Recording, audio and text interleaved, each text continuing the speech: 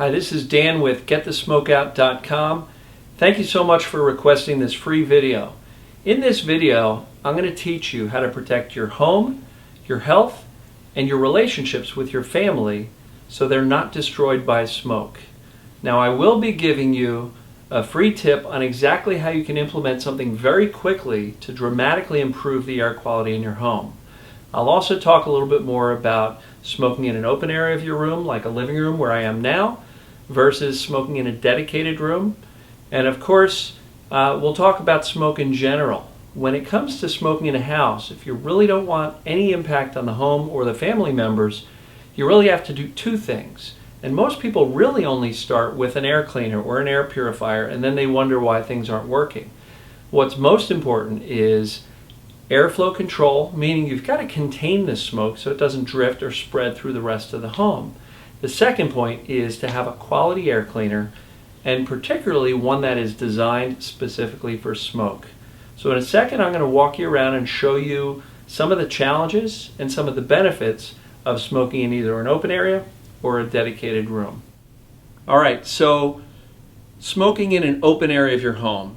That's often what happens. People will smoke in their living room or in their kitchen or in a dining area.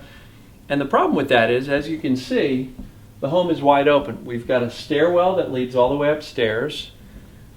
We've got a little hallway that leads to the kitchen. And just imagine if you're smoking here, that smoke is going to go everywhere.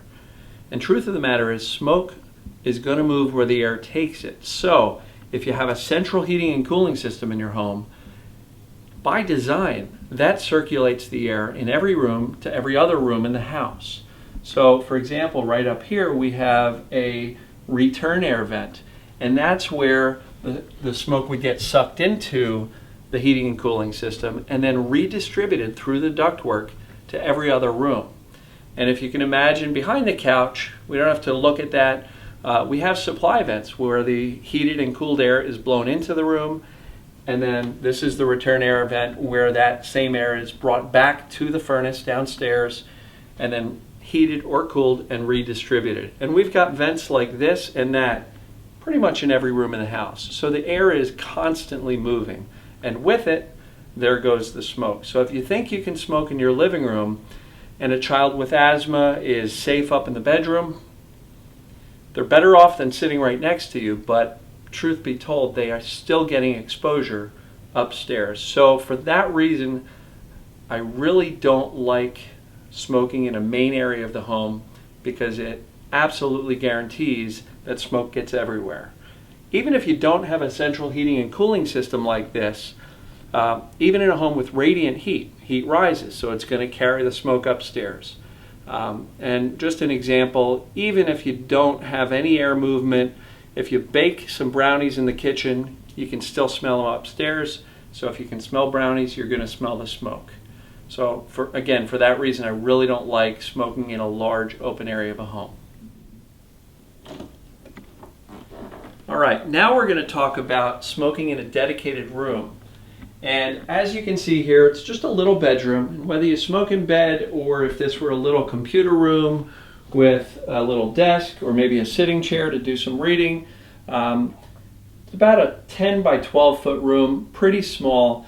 Now the benefit of smoking in a dedicated room is you can actually control the airflow. As I showed you just a minute ago, smoking in the living room or kitchen, the smoke can go anywhere, and it's almost impossible to contain the smoke long enough for a smoke eater to clean the air out. So the benefit of that is clearly containment. You are protecting the rest of the home. Now, the challenge is that it's not perfect. As we talked about before, we've got a heating and cooling system. I've got the vents blowing air conditioning in.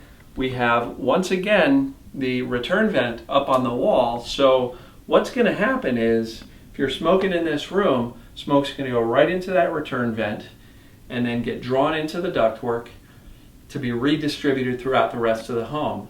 So a dedicated room is slightly better, but we need to do a couple of things. And here's the tip that we're going to give you to very dramatically improve things in your home without it costing you much. All right, so now we're going to show you the tip how to maximize the smoke containment in a dedicated smoking room. And it really doesn't take much. Some duct tape. And what I want to do is, as I told you, this is a return air vent where air and with it the smoke would get sucked into this, into the ductwork and redistributed everywhere. So with a little bit of duct tape, and I've got some pre-cut lengths here, we're going to actually go ahead and seal this off. So it doesn't really take much. And again, we're going to block this off so that there is no smoke or even air getting drawn into the system. I'm going to overlap it a little bit. And I can already feel that the suction on this half is pulling a lot harder because I've closed this off.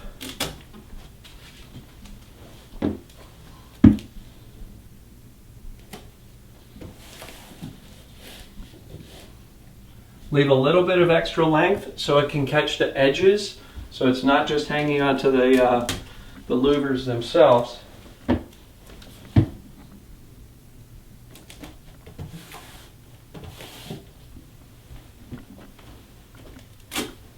One more should do it.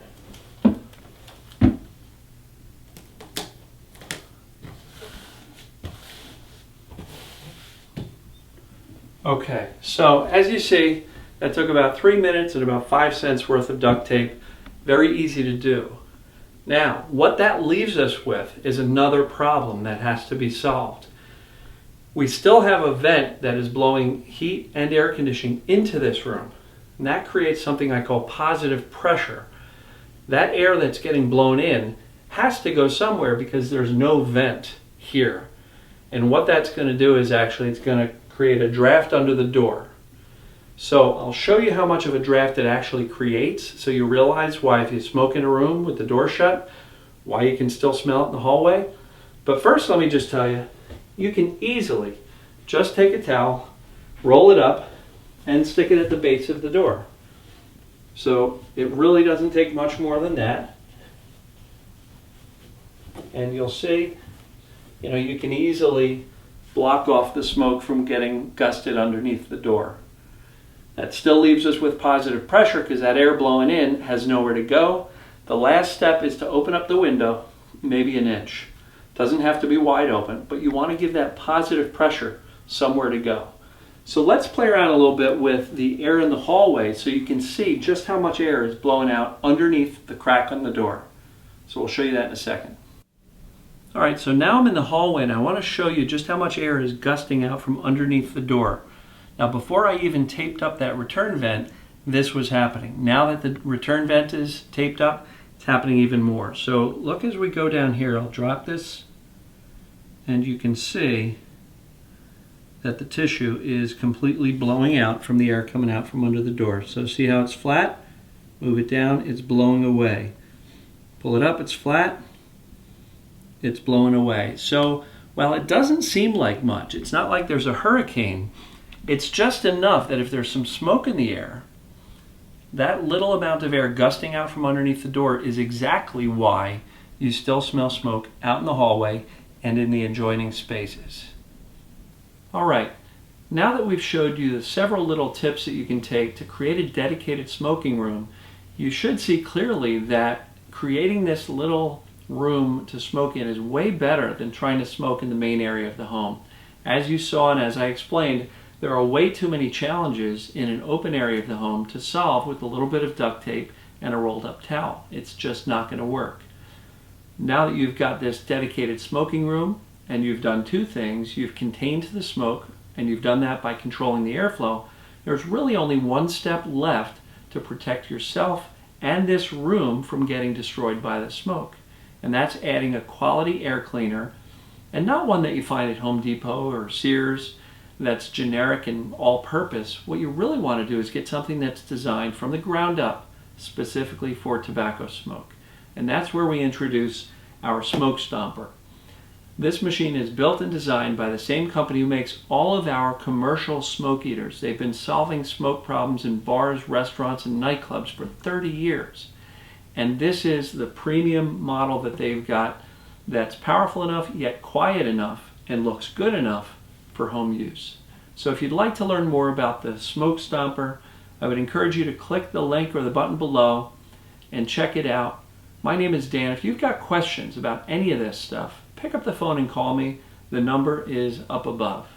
Thanks very much. I hope you found this video really helpful. And whether you decide to invest in a smoke stopper or not, take these couple of little steps to control the airflow, create a dedicated smoking room, and that will by itself create an environment for you that is much better than your current state, which is not managing the airflow at all. But don't stop there. Take it to the next level. Get something like the smoke stopper, preferably the smoke stopper, and then that'll completely solve your problem. Thanks again, and I'll talk to you soon.